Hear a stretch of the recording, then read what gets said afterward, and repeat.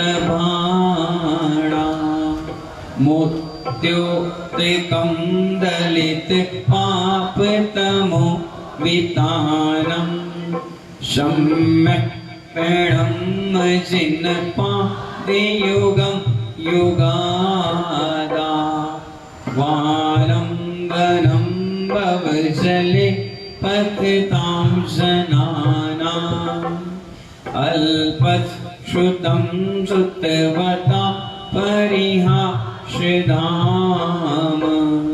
त्वद्भक्तिरेव मुखरी कुरुते बलान्मा यत्कोकिलः किल मदौ मधुरं विरौति तच्चामृचारुकलिका कहेतु तोभ्यं नमस्त्रिभुवनाथ हरायनाथ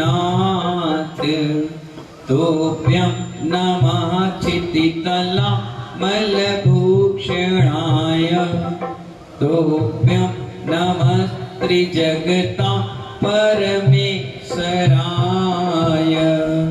तोभ्यं नमो जिनभवो दधि शोषणाय। जय बोले आदिनाथ भगवान की, आचार्य मानतुम स्वामी जी मुनिराज की, आचार्य गुरुवर विराट सागर जी महाराज की, जिनवाणी माता की, जय बोले बरासो वाले बाबा की, जय बोलिए मेडिटेशन गुरु उपाध्याय श्री वैष्णव सागर महाराज की, मुनिराज विश्वशाम सागर जी महाराज की। चलिए भाई, आज कौन सा काव्य पढ़ना है? 48 नंबर का अंतिम काव्य है इस भक्तामर स्तोत्र का और मोक्ष लक्ष्मी प्रदायक है। कौन सा है? मोक्ष लक्ष्मी का मतलब है सिद्ध लोग, ऐसी लक्ष्मी जिसको खर्च नहीं करना पड़ता, ऐसी लक्ष्मी जिसको चोर चोरी करके नहीं ले जा सकते, ऐसी लक्ष्मी जो कभी खराब और नष्ट नहीं होती, हमेशा शाश्वत होती है, ऐसी वो मोक्ष लक्ष्मी। कौन सी लक्ष्मी? हाँ, उस काव्य को आज पढ़ना है और इससे पूरे काव्य का सार है, अंतिम काव्य है ना। आचार्य मातुम स्वामी महाराज ने छोटे छोटे काव्य छंदों को मिलाकर मंत्र साधना करके संस्कृत व्याकरण की अपेक्षा से ये अंतिम काव्य को रचा और जैसे ये काव्य रचा गया वैसे 48 ताले खुले और चमत्कार पैदा हुआ और सीधे मानतुम स्वामी जी मुनिराज काल कोठरी से बाहर आकर के विराजमान हो गए। 48वां काव्य बिना स्वार्थ बिना आकांक्षाओं के उन्होंने रच कर दिया और हमारे लिए बहुत सुंदर अमृत बूटी का काम कर रहा है।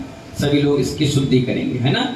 चलिए, स्तोत्र बोलिए, स्तोत्र स्तोत्र सजम तव जिनेन्द्र गुणे निबद्धाम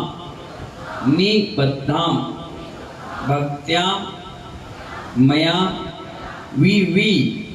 विधि नहीं है, विविध वर्ण विचित्र पुष्पाम, पाम्या की मात्रा है ना, पाम बोलना है, पुष्पाम दत्ते, बोलो दत्ते जनो यह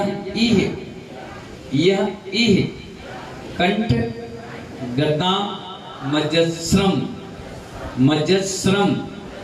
तम मान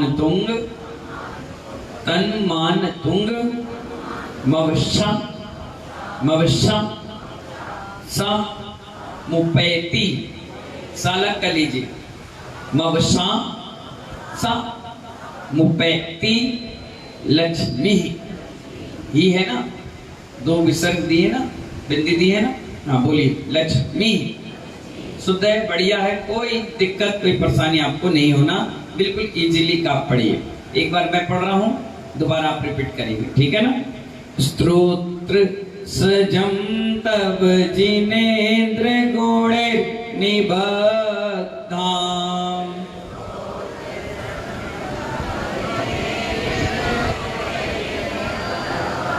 भक्त्या मया विविध वर्ण विचित्र पुष्पा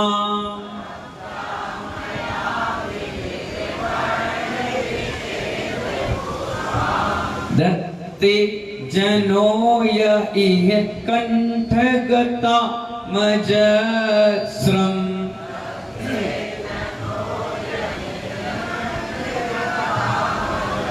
तम्मान तुंगमवशा समुपैति लक्ष्मीः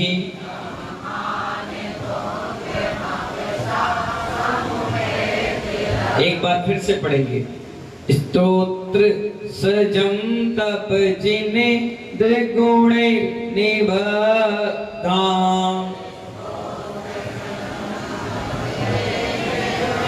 आवाज ही नहीं आ रही आप लोग की, ऐसा लग रहा है बिल्कुल सुस्त हो गए, 2-4-10 दिन से खाया पिया नहीं है। जोर से बोलिए। स्तोत्र सजम तप जिनेन्द्र गुणे निबद्धा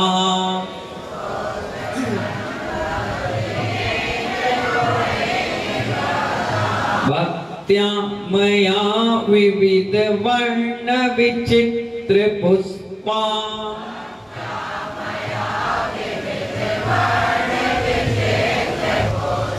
दत्ते जनो इह कंठगता मजस्रम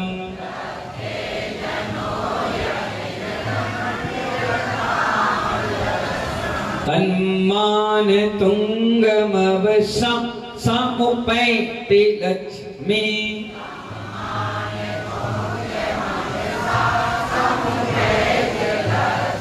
तन्मांग तुंगमवशा समुपैति लक्ष्मी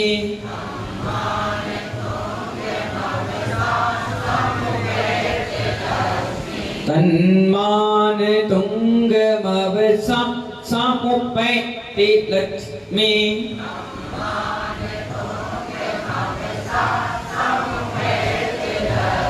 बहुत बढ़िया। अब मैं शुरुआत कर रहा हूं और सारे जेंट्स को बोलना है, ठीक है ना। स्तोत्र पढ़ो आगे। भक्त्या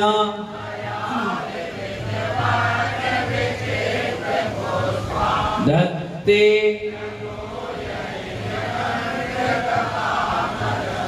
तम्मान तुंग सभी महिलाएं स्तोत्र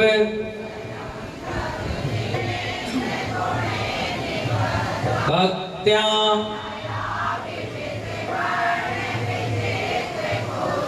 दत्ते तम्मांग सभी मिलके स्तोत्र आवाज ही नहीं आ रही। भक्त्या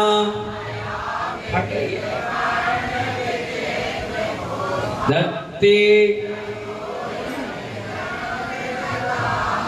तम्मान तुंगमवशा।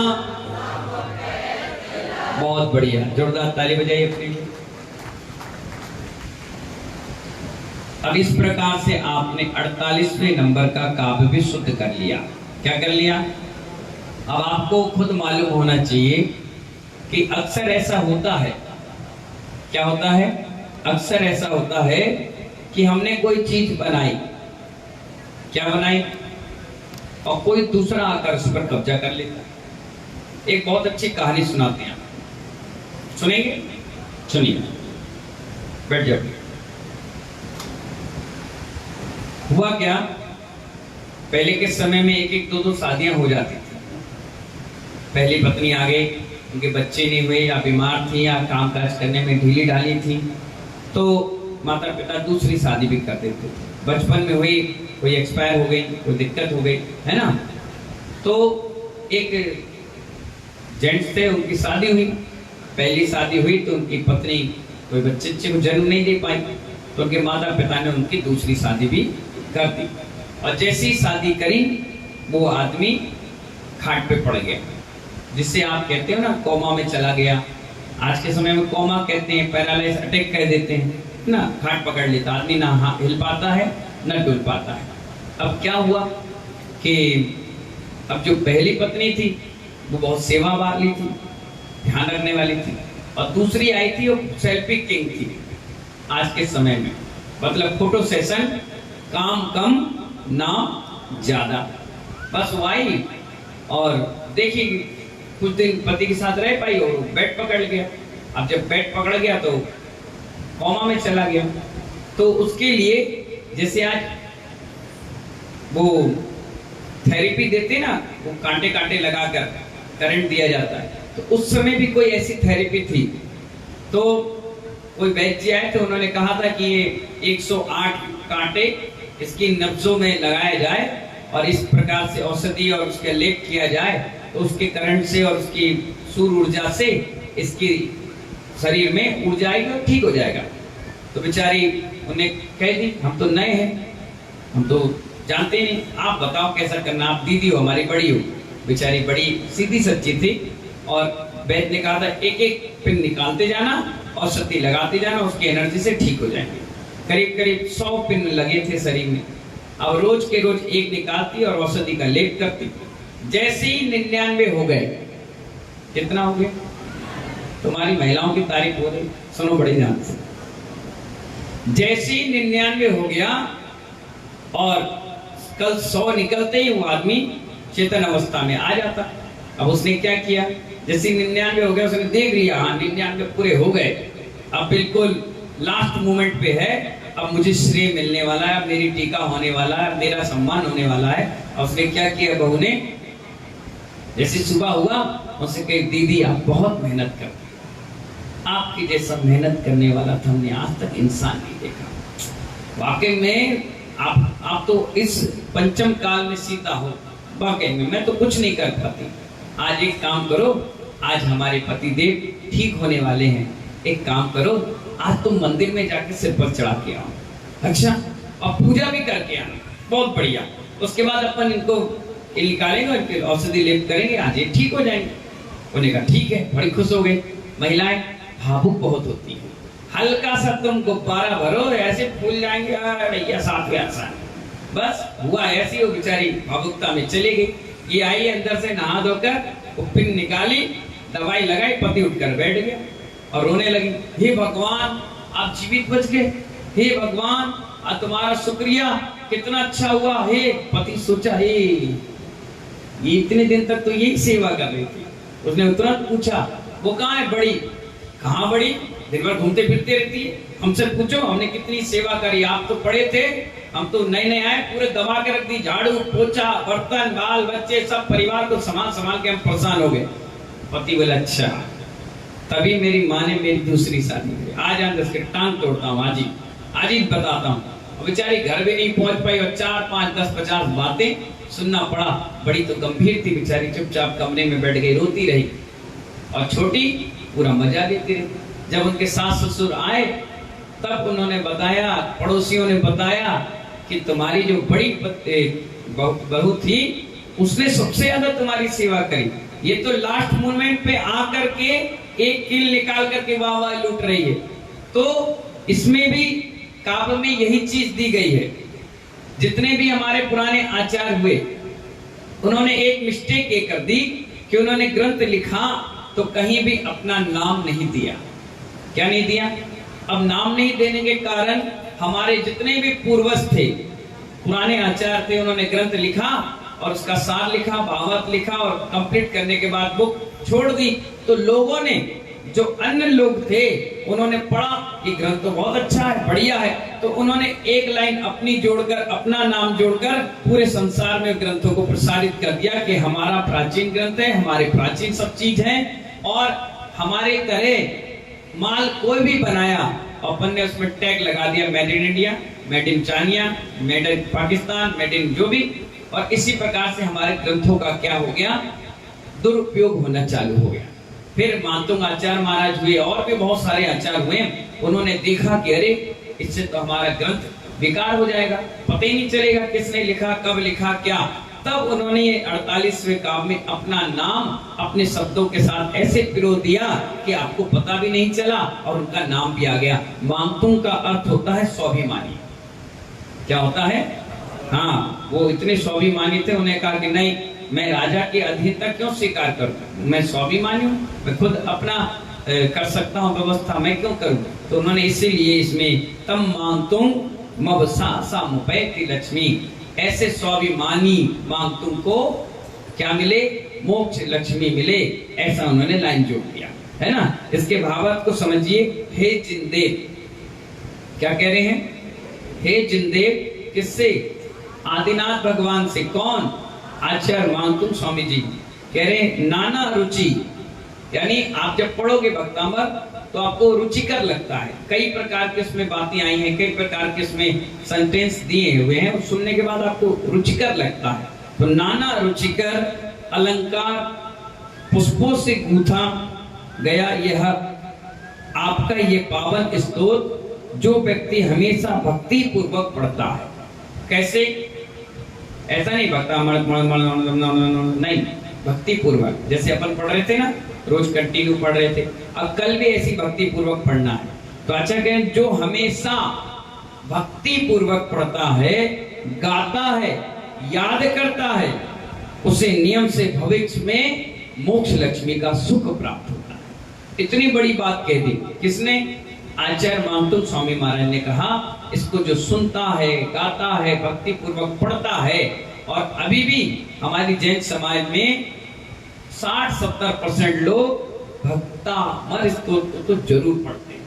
मकान की ओपनिंग हो, दुकान की ओपनिंग हो, बच्चे का कार्यक्रम हो, एनिवर्सरी हो, कई ऐसी चीजें हैं जिसमें पुण्यतिथि पे भी भक्तामृत, शांति पाठ के बाद भक्तामृत, कई नई चीजें, कई कोई घूमने फिरने गया, किसी यात्रा पे गया, वहां भी लोग क्या करते हैं? भक्तामृत स्तोत्र को पढ़ करके अपने आप को धन्य धन्य और धन्यमय समझते हैं। कहते हैं आहा, हमने भक्तामृत का पाठ कर लिया, और जब से भक्तामृत किया हमें बहुत अच्छा लगता है, बहुत बढ़िया लगता है। कई लोग गाड़ियों में चला लेते हैं, मोबाइल में चला लेते हैं, खाना बनाते, भोजन बनाते समय भी चलते रहता है। इसकी वर्णनाएं बड़ी पावरफुल है, बड़ी चमत्कारी, अतिशयकारी है, और अपने आप औषधियां की जरूरत नहीं पड़ती, और इसका वातावरण भी बड़ा पवित्र और सुमंगल गीत के साथ हो जाता है। अब आपको पूरा 48 याद ना हो तो जितना याद है उतना पढ़ लो, जब पढ़ लो, जैसे पढ़ लो, उतना आपको ये लाभकारी है, कहीं से हानिकारक तो है ही नहीं। मंत्र याद है, मंत्र याद कर लो। ओम नमो, ओम ह्रीम अरम नमो जिणानम, ओहि जिणानम, परमोहि जिणाम, सबोहि जिणानम, कोटु बुद्धिडम, बीज बुद्धिडम, पादानुसरणम, पत्ते बुद्धिडम। पढ़ते रहो, कभी नुकसान नहीं करेगा, हमेशा फायदा करेगा। और ऐसा नहीं कि आपका सिर दर्द दे रहा है तो सिर्फ सिर दर्द का ही काम पढ़ो, पूरा भक्तामृत भी पढ़ लोगे तो सिर दर्द के साथ साथ और भी कोई दर्द है वो भी ठीक हो जाएगा। और अगर नहीं है तो कभी जिंदगी में आएगा नहीं। इस प्रकार से इस काव्य को पढ़ना चाहिए। इसका भावार्थ आप समझ गए, भक्ति पूर्वक पढ़ना है। इसके साथ भक्ति पूर्वक गाना भी है, याद भी करना है, पढ़ना भी है, और आनंद ही आनंद क्षण इसके साथ बिताना है। मंत्र पढ़िए। ओम ह्रीम अरम नमो शब्बो सब साहुड़म रिद्धि सहित श्री आदिनाथ जिनेन्द्राय अनक पर प्राप्ताय अर्घम निर्वपामिते। चलिए मंत्र पढ़िए इधर। ओम ह्रीम अरम नमो सब साहुड़म झोम झोम नमः स्वाहा। इसका थोड़ा सा बेस कम करो, हल्का सा 1 पॉइंट। सभी सच्चे साधुओं को मेरा हमेशा हमेशा प्रणाम। बताइए उच्च गोत्र की प्राप्ति कब होती? बताओ। उच्च कुल, उच्च गोत्र की प्राप्ति कब होती? जब हम दिगंबर साधुओं को प्रणाम करते हैं, झुककर नमस्कार करते हैं। क्या मिलता है उससे? पिछली बार आपने किया था तो अभी क्या मिला? उच्च गोत्र मिला। कौन सा गोत्र मिला? उच्च कुल मिला, जैन कुल मिला, दिगंबर आमनाओं में आप पैदा हुए, इसलिए उच्च कुल मिला। अब करोगे तो और ऊंचाई पर पहुंचो। हम सब लोग ने किया था, इसलिए आज इसका फल मिल रहा है। अब और करेंगे और आगे बढ़ेगा। इसीलिए इसमें कहा गया सभी सच्चे साधु। क्या कहा? इसमें किसी का नाम नहीं दिया, सब साहूड़म दिया, यानी सभी साधु जो सच्चे हैं, दिगंबर हैं, उनको मेरा हमेशा हमेशा प्रणाम हो। क्या हो? नमोस्तु हो, प्रणाम हो, है ना। नीचे का मंत्र पढ़िए, ओम ह्रीम अरम नमो, जोर से बोलो, भगवते महति महावीर वड्डमाणम बुद्धि ऋषीणम ओम राम ह्रीम ह्रोम हराम अस्या उषा झोम झोम स्वाहा। एक मंत्र तो ये हो गया। दूसरा पढ़िए, ओम नमो वम्ब चारिणे 18 सहस्त्र शीलांग गरथ धारणे नमा स्वाहा। ये दूसरा मंत्र है। इसका विधि सुनिए। स्नान करके पीले वस्त्र पहन धारण कर उत्तराभिमुख यंत्र स्थापित कर पीले पुष्पों से यंत्र की पूजा करें। पीले आसन पर पूर्वाभिमुख बैठकर पीले रंग की माला द्वारा 4500 यानी 4500 अथवा 1,00,000 बार रिद्धि मंत्र का आराधना 7 महीने में पूर्ण कर मंत्र सिद्ध करना चाहिए। कितने महीने में? 1,00,000 जाप या 4500 बार माला, ये फेर लेना चाहिए। ठीक है ना विधि? गुण सुनिए इसका। प्रतिदिन 108 बार 21 दिन तक अथवा 49 दिन तक रिद्धि मंत्र 48वां का स्मरण करने और यंत्र को पास में रखने से मनोवांछित कार्य, कौन सा? जो भी आपकी मन की इच्छा में है उस कार्य की सिद्धि हो जाती है। जिसको अपने अधीन करना हो वो व्यक्ति का नाम चिंतन करने से वो व्यक्ति अपने आप बस में हो जाता है। हम बस में नहीं आएंगे, तुम करना चालू करो। हाँ, नहीं तो बहुत होशियार हो तुम लोग। बोले महाराज हमारी नहीं सुन रहे। अभी देखो, मैं 3-4 महीने में माला फेरती हूँ और फेरता हूँ, और महाराज को जो कहूंगा ना वैसे कहेंगे, जैसा मैं बोलूंगा वैसे। ये नहीं चलेंगे यहाँ पे। दिगंबर साधु पे कोई मंत्र तंत्र नहीं होता। अभी आपने एक मंत्र पढ़ा ना, इसमें कौन सा है मंत्र बताओ? ओम ह्रीम अरम नमो सब साहुड़म। जो सब साहुड़म है उसमें हम हैं, तो हम किसको सिद्ध होंगे? अब हम तो पहले सिद्ध हो गए। हमें कौन सिद्ध कर रहा है? कोई नहीं। ठीक है ना? हमें एक ही व्यक्ति जीत सकता है। कौन बताओ? है? हमें एक ही व्यक्ति जीत सकता है, वो भी तुम्हारी भक्ति, बस, और कोई नहीं। तुम्हारी भक्ति है तभी तो मुनि महाराज तुम्हारे पीछे चलते हैं। पूरे दादा गजोदर भैया कैसे चलते हैं? तुमने सिर पर चढ़ाया और कहा महाराज चलो गोहर, तो महाराज चलो भैया। ये भक्ति का सिरपल है। काय का है? भक्ति का सिरपल है, इसलिए चले गए। अब बेचारे सुबह सुबह चौका लगाते हैं, बनाते हैं बढ़िया, और पढ़ाते हैं स्वामी नमस्तु भक्ति है, नवता भक्ति। बुलाया, हे स्वामी आओ आओ, अत्र तिष्ठो तिष्ठो, ठाठा बोला और परिक्रमा दी। बोले चलो, हम बोले चलो। बोले बैठो, बोले बैठो। बोले खोलो हाथ, बोले खोलो। ले लो, बोले ले लो। बोले छोड़ो, बोले छोड़ो। चले यार। अब आपके हाथ में फंस गए। कब? भक्ति से। तुम कहो कि 1,00,000 रुपए दे दे, चलो, तो तुम अपने पास रख लो 1,00,000, एक हमसे और ले जाओ, लेकिन ये फालतू के काम नहीं चलेंगे। भक्ति से आप बांध सकते हो, भक्ति से जीत सकते हो, और भक्ति से ही सब कुछ कर सकते हैं, इसके अलावा और कुछ नहीं। दिगंबर साधु की फीस है श्रद्धा और भक्ति। इस भक्तांबर की फीस है श्रद्धा और भक्ति, तब ये भक्तांबर सिद्ध और हम भी सिद्ध। समझ गए ना? बाकी तुम कुछ भी करो, ये साधु तुम्हारे बस में नहीं है। वो तो अपने खुद कंट्रोल में रहते हैं ना। 24 घंटे भक्तांबर स्तोत्र पढ़ सकते हैं। क्या कहा मैंने? 24 घंटे, जब इच्छा हो तब पढ़ लीजिए। झूठे मुंह मत पढ़ना, अशुद्धि में मत पढ़ना, लेटरिन बाथरूम जाओ तब मत पढ़ना, नहा रहे धो रहे तब मत पढ़ना। सुनने के लिए कोई पैसे नहीं, सुन कभी भी सकते हैं। समझ गए ना? अब बिस्तर में बैठे हो पढ़ने लग जाओ, नहीं, मन में पढ़ सकते हो। जीभ ना हिले, दांत ना हिले, मुंह ना हिले, आप पढ़ लीजिए। ठीक है ना? भोजन कर रहे हो, अब मैंने कहा भोजन करते हुए पढ़ सकते हो। कैसे पढ़ो? मन में पढ़ लो। भोजन कर लिए, मन में पढ़ लिए, कोई दिक्कत नहीं। इससे शुभ उपयोग लगा रहेगा, अशुभ उपयोग नहीं लगेगा। अब सामायिक काल है, क्या उस समय नहीं पढ़ना चाहिए? क्या नहीं करना चाहिए? जब सामायिक का समय होता है उस समय भगवान की दिव्य ध्वनि खिल रही होती है, उस समय नहीं पढ़ना चाहिए। और इसके बाद आगे पीछे आप आराम से पढ़ लो, कोई दिक्कत परेशानियां नहीं है। इस प्रकार से आज आपका 48वां काव्य बहुत सुंदर तरीके से संपन्न हो गया। जय बोले आदिनाथ भगवान की